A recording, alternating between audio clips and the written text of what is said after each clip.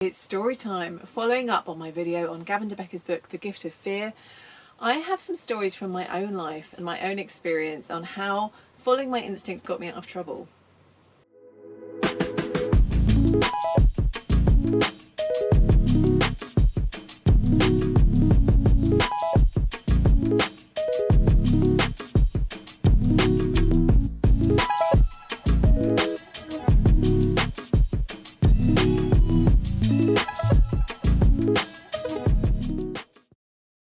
Hi everyone, I'm Rosie Blythe. I'm the author of the Princess Guide to Life book series, which you should check out, by the way. It's amazing.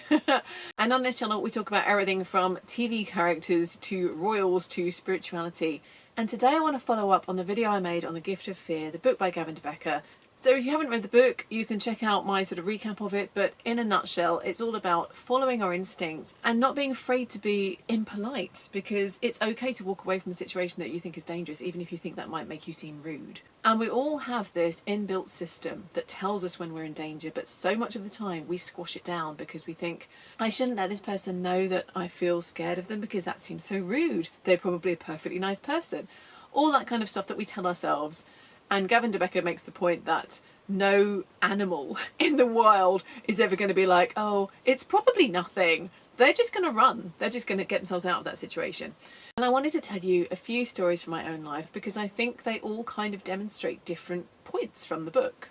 And I think even though like nothing too drastic has happened, I feel like the stories I have will be relatable to many people, because I think we've all had situations where we're like, I feel really icky about this, I'm going to remove myself. And by the way, all of these stories took place before I got my dog. So I think if you're a woman, walking a dog, as long as it's not too small and cuddly looking, is probably the best deterrent for just keeping these guys away. And all of my stories take place in broad daylight. So I have always been that weirdo, walking by myself through parks and woods, even before I got my dog, because I just really like being outside in nature.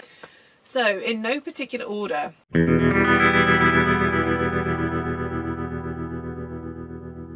So in the book, The Gift of Fear, Gavin de Becker is at great pains to emphasise the fact that when we read people, it's science. It's our bodies knowing stuff that we don't necessarily realise that we know. So your conscious brain may not necessarily catch up as quickly as your subconscious brain. And then after, you're like, oh, I know why I had that icky feeling about that person. It's because blah, blah, blah, blah, blah. So if you want more details on that, watch the Gift of Fear video that I just did. But so he's sort of trying to get away from the feeling of like, oh, it's spooky women's intuition kind of thing. It's like, no, it's scientific. But I think my first story sort of demonstrates that sometimes it is a spooky intuition thing, because, you know, you can look at someone and kind of do a quick scan and go, sketchy person.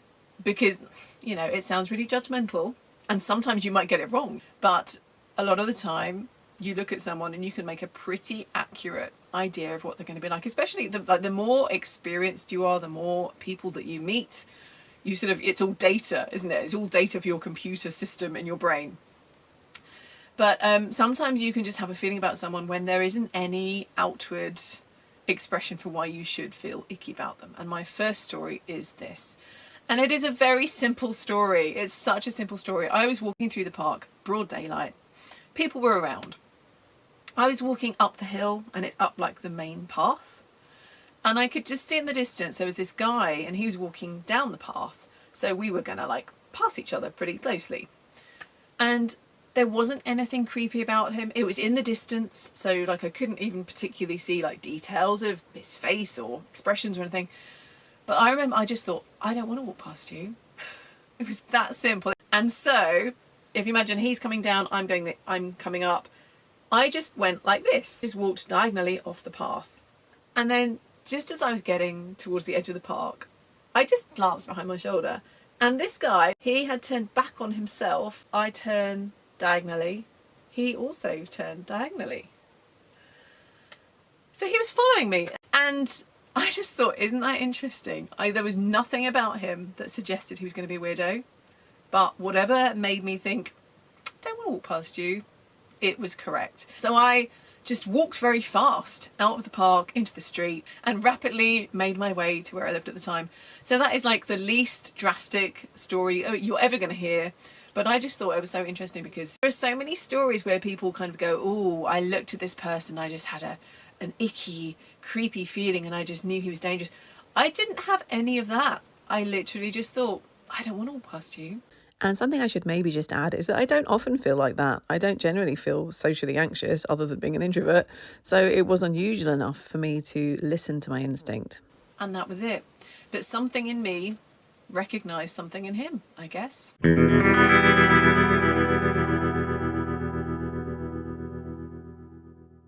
So my second story, I was walking through this area where there's woods and there's fields and there's a moor and everything's lovely.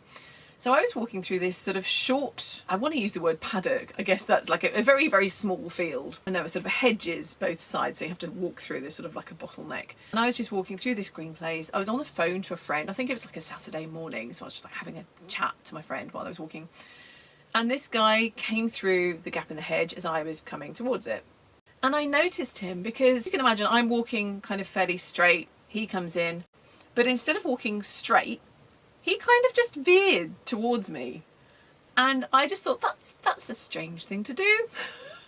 So because of that, as I walked out through the gap in the hedge, I just, again, glanced behind me. And this guy, this mofo, turned around and was following me. And he didn't actually see me glance behind me because it was very quick and he was kind of walking, you know, looking down. And I was on the phone, which at the time sort of gave me, I think, a false sense of security because I was thinking, well, I'm on the phone with another human being, so like he's not going to do anything, is he?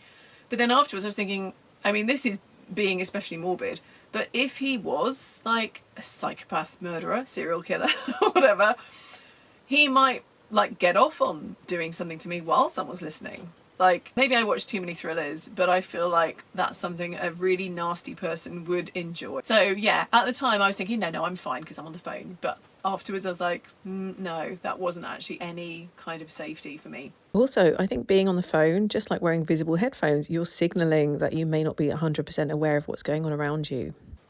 And I just thought, okay, this guy's following me. I didn't say anything to my friend. I just carried on like talking normally or listening to her talk. And I just thought, okay, I'm not going to have him like walk behind me.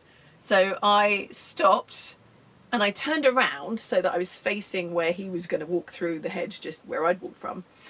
And I just like leaned against a tree and I was on the phone like, yeah, so many. And then what did he say? And I looked at him. So as he came through the gap in the hedge, I was like looking him in the eye while I was on the phone. And he kind of went and turned a right angle and went up the hill into the woods. So that was the end of that story. But isn't that funny that some part of me knew it was worth keeping an eye on him because he'd given away the fact that he was a weirdo just by walking a little bit too close to me for absolutely no reason. But what I think is really interesting about this is afterwards I was thinking, I don't think he was actually going to do anything to me. But I think he enjoyed scaring me. He enjoyed that, like walking up behind somebody, because if you think about this, like he was walking into an area that I was just coming out of. Now, maybe he walked in and thought, this isn't where I thought I was going to be. I wanted to walk into the woods. I know, I need to go the other way. That's a perfectly plausible possibility. But I think most people know that if you are in a, secluded area and there's one other walker, and even if you realise that you've gone the wrong way, you don't immediately do an about turn and start walking directly behind them. You just don't. Particularly if you are a man and they are a woman. I wouldn't do that anyway. I don't think most people would. Sometimes like if you're walking behind someone in the woods, you either want to get past them or like drop back and, do something so that you put a bit more. You don't want to be walking like right behind someone because it's weird. And I would do that, like, even if I was walking behind, like, a family or something. So they're not going to feel threatened by me. But I'm just like, I'm not going to do that. That would just be really strange. So the thing is, I'm pretty sure this guy knew that societal norm. If he'd been, like, a really young teenage boy or, like, maybe a really elderly man, I would maybe give him a bit more of a pass because I think, like, teenage boys aren't really aware of anything. And I think older men potentially not as much online, and you know, they don't particularly know that sort of discourse that we have about, like, don't do this, don't walk behind a woman.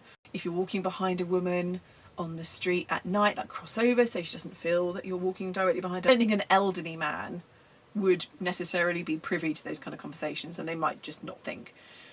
But this guy, he looked very middle class. He was maybe like in his 30s.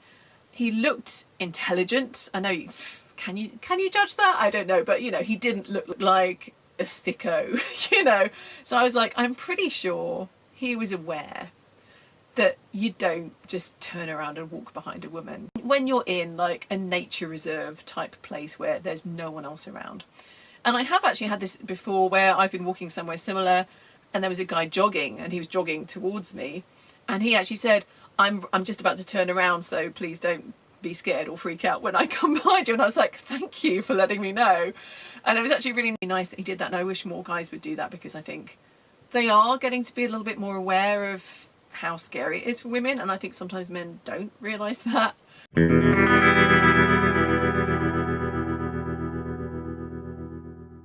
Actually, this is not a story I was planning to tell, but one of the most frightening moments of my life was when I was walking home at like 3 in the morning, and I was on my own, and I was just like, yeah, I'm not going to get a cab. It's walkable. It's like 10 minutes. It's fine.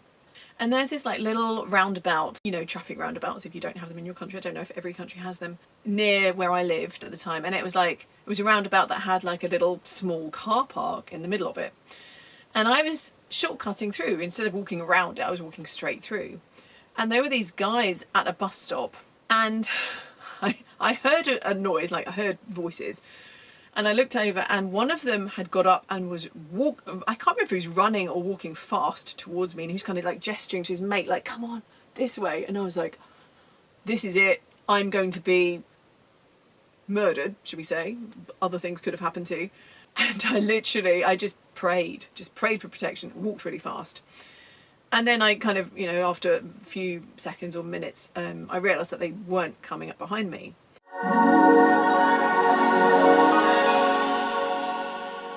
And afterwards I realised they were sitting at the bus stop. They saw me walk into a car park. I'm pretty sure they assumed I had a car and they were going to ask me for a lift somewhere. And they had no clue how terrifying it was for me as a woman in the dark, 3 in the morning, to have 2 guys running towards me. Like, it just didn't occur to them.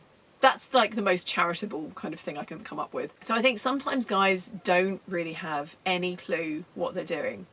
But this guy in the woods who did an about turn and immediately started following me, like no subtlety, there was no like give it a few minutes, it was literally like seconds.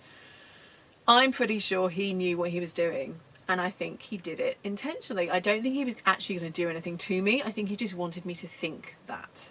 So I think it's quite an interesting point, you know, do guys understand that they're scaring us when they do these things? Because I think some guys do sort of take offence. They're like, oh, you know, this woman like crossed over. I was just walking behind her. It's like, yeah, she doesn't know you.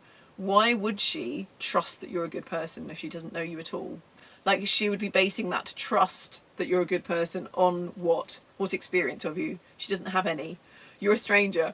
So I think sometimes, you know, just understand that if people don't know you, it's nothing personal. And if you take it personally, then that's maybe an issue that you need to work on in your own life. And ask yourself why you're so offended that somebody who doesn't know you thinks that you could be dangerous.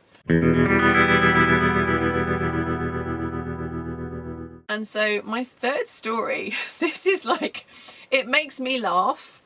It was sort of scary in the moment, but it became funny almost immediately afterwards.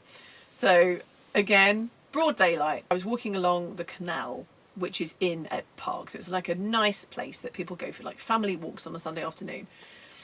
And I was walking, and then I kind of got to this bridge and sort of looked over the bridge and then started walking back. And there was this guy behind me, and I'd sort of noticed that he had been following me. He'd been behind me when I was walking towards the bridge.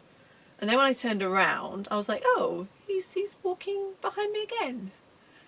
But, you know, you rationalise it. You're like, oh, well, maybe that was as far as he was going to walk as well. Maybe like a lot of people just sort of walk to the bridge, and then that's, you know, mentally it's like, okay, time to turn back.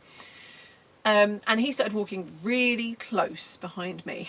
And again, like, there were people sort of in the distance, but not close enough that I felt that I could, you know, call for help or get help if I needed it. So I was actually quite scared in that moment, because I was like, I don't know what this guy's intentions are. But he was walking so close behind me, like literally sort of his feet almost like touching the backs of my heels kind of thing. I turned around and he had his hands like he was just about to grab my bum. So that was like enough for me to really retaliate. And what I meant to say was in a very cool, calm manner, like, is there some reason why you're walking so close behind me? But because I was scared, my voice came out really weird and like strangled and demonic sounding. And I just went, what the are you doing? Like, if you've ever seen the IT Crowd where Jen has her period and she turns into this like crazy character, it's like, ah, I'm pretty sure that's how it appeared to this guy. Oh, this is working right. The action is so great. Look at that, so smooth. Oh my god, sorry. When I tell you this guy ran, he skedaddled. And in that moment, I was just like, well, yes, I'm going to just carry on and keep walking and forget that silly man. And I sort of walked on a little bit, and then I was like, you know, my heart was pumping, my adrenaline was up, and the red mist descended. I was like, no, he scared me. He ruined my walk. He made me feel unsafe in a lovely place that I would normally consider a really great place to walk. I'm angry with him now. And so I turned around and I started chasing him. And I was running, going, I'm coming after you.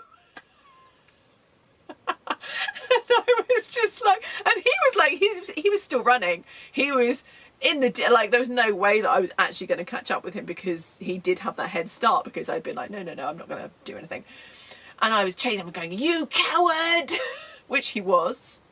But yeah, so that was like, it was funny to me afterwards. Like, once I'd got my like, I don't know what I thought I was going to do if I had like pushed him in the canal. I think I would have actually done that, because I was just like, no, you don't do that to people and ruin their day. So yeah, the anger just descended. But do you know what's really interesting to me about that story is what I learned about myself in that situation was I only feel really confident to confront a guy if it's absolutely 100% clear that he is going to do something or he has bad intentions. Because thinking about the guy who did an about turn and then started following me, if I'd said to him, like, are you following me? He could have easily said, no, like, do you think you own the woods? I just realised I needed to go the other way. And it would have been like a, you know, making me feel stupid or making me feel like I'm paranoid kind of thing. Gaslighting, essentially. So that's why I think more women don't kind of feel confident to tell guys to go away.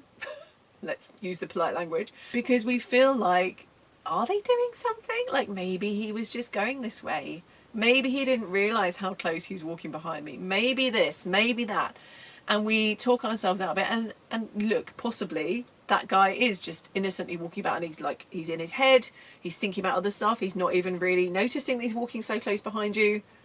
But I think a lot of the time they do know. But yeah, for me, I didn't feel like I could confront somebody until it was so certain. And then he ran away. So that does prove what cowards these guys are. Like, picking on women because, you know, I think a lot of women don't like this fact. I didn't accept it when I was younger, but men are so much stronger than us. Just to clarify, I am talking about physical strength only. I remember when I was a teenager having conversations with my dad where I'd be like, no, but like the strongest like bodybuilder women, they are stronger than like little weak wimpy men. And he would be like, well, yeah, but the general population, men are much stronger than women. And I don't really know why I had such a hard time accepting this, because, you know, physical strength is not like moral superiority. You know, there are horrible thugs in the street who are probably a lot stronger than Albert Einstein or C.S. Lewis or whoever your hero is. Like, it doesn't mean that they're superior beings. You know, I think we really need to get away from this idea that men and women must have this exact same physical strength, because we don't. And that doesn't mean anything bad about women. And I think also movies, sometimes they show women beating guys up. And I think it's sort of dangerous to put that out there as like, oh yeah, that you'll be, you know, if a guy attacks you, it's pretty much an equal fight. Like, it really, really isn't. So like this guy that I chased, like if I'd been able to just shove him into the canal, maybe I could have done that. Would have been quite fun. Would have been quite satisfying. But if he had stood his ground, like that would have been terrifying for me, because yeah, adrenaline can do a lot, but still he could have overpowered. He wasn't like a big guy, but even so, like those little scrawny guys that you're like, oh, I could take him. No, you couldn't. Try arm wrestling one. Like it's just a whole different thing. You know how like chimps have quite sort of long, skinny arms. They could still pulverize you with so little effort, even though they're not built like gorillas. And I think it's almost like men are the same way. Even the ones that look really skinny and scrawny, they're probably so much stronger than you could imagine as a woman. I have friends who like have said that their son, when they, you know, that when they're 12, they can still kind of, you know, arm wrestle, and then they hit puberty and it's like, it's game over. Their kid can easily overpower them. So yeah, what I'm saying is, don't believe the movies. Don't let them lull you into a false sense of security that you could easily take a guy. And also, just as a quick note, I was watching one of these videos of, like, it was a compilation of women saying scary things that had happened to them. Most of their stories are much more dramatic than mine. And this one girl, she had been, and I'm so sorry, this was a while ago, but it just stuck in my head, so I don't know the name of the creator. If anyone knows the one I mean, do feel free to put it in the comments. But this girl, she was in her apartment and this guy had broken in and was attacking her. And she said she started out doing all of the kind of, all the stereotypes that you see in the movies of people saying like, oh, you don't need to do this, I'm a good person, please don't do this to me, and all of the cliches, and screaming and everything. But then when he cut her finger, I don't know if he cut her fingers off, but he like cut her fingers with whatever weapon he had. And she said that was the moment that she got mad, and she like flipped the script, and she was like, I'm gonna get you. And she was like chasing him and smashing a lamp over his head and everything. And she made the point, like, I have not seen my story depicted on TV or film, so that's why I'm telling it, because I kind of want to put this out there. And I thought that's actually really interesting, because yeah, in films we see either women who, or I suppose people in general, but specifically women being the victim, being like screaming and somebody save me, and no, please don't do this, and all that kind of stuff. And we might see some women kicking ass because they're, you know, a superhero, or, you know, they're just really good at beating guys up or whatever. But we don't often see it flip. And I think that that's probably a fairly realistic reaction, because like when I was walking along the canal and this guy was walking behind me, I was, you know, acting a little bit like a fawn reaction, just like, okay, I'm just going to keep walking. But when he got to the point where it was like he couldn't really argue that he was just innocently walking behind me, when it was like he was right behind me and he had his hands out, that was when I was like, no, that's too far. Like, now that I can see that you are somebody with bad intentions, I am going to unleash my anger on you. I think that's probably a fairly common reaction, but it's like we have to know that something is dangerous to almost have permission to do that, because we don't want to like unleash our rage on some guy who is just innocently like, I was just walking behind you, what's the problem? But yeah, so I think guys should be aware of that. And, you know, I was reminded of how different men and women see the world recently. I was walking with my dog Dylan. We were walking into some woods, which I can do because I have a dog who is quite a scary, apparently he's quite scary, I don't know. To me, he's my little baby puppy, but to like grown men, I've seen them be like, oh. So it's great. It means I can walk anywhere with him, and I have like male privilege essentially. But we were walking in the woods in the summer, and it was like evening, so it was still light. And we walked into these woods, and there was this guy kind of walking on the path ahead of me, just walking really slowly. And I realised I could smell he was smoking weed and he had headphones in. And I wanted to get past him on the path, and I didn't want to like make him jump out of his skin. Quick interjection, because I'm not sure if I was clear. It was one of those tiny woodland paths with trees and bushes along either side, so there wasn't really a way to get past him otherwise. So I was like walking, I was like, hello, I'm just behind you, I don't want to make you jump. And he was like, oh right, yeah. And I just thought, can you imagine the freedom of being able to just go into the woods all alone smoke your drugs that are gonna incapacitate your, you know, your reaction time. Listen to music with earphones that are going to completely incapacitate you to hear, so someone can walk up right behind you and you're not even aware of it. No woman would ever do that unless she was already like out of her head on drugs or whatever. But like, no woman in her right mind would do that, because it's just like, it's just so many risks all at once. But this guy felt so at ease and comfortable in an area of woodland that he could just do that. And that just reminded me of the difference between men and women and how we see the world. Because, you know, I don't want to get too paranoid, because sometimes you listen to these stories and it's like some woman's got completely paranoid because like a guy spoke to her, and it's like, you know, like a man speaking to you in a shop or something, he's probably not going to murder you, probably. But I think it does pay to just be vigilant, be aware. And don't try and talk yourself out of your instincts. If you see a guy in the distance and you think, oh, I don't want to walk past you, and there's nothing about him that suggests he's creepy, just avoid him anyway, because your body knows something that you don't, or your spirit maybe knows something that you don't. Anyway, that is it for today. I do have another story which I'm going to share next time, which is about a woman and the red flags I should have seen in this friendship that I had that ended up costing me a bunch of money. So look out for that coming soon. In the meantime, stay safe out there. Thank you so much for spending this time with me today, and I hope that you find it helpful. Thank you for liking the video. Thank you for subscribing to the channel, and I will look forward to seeing you next time. Bye.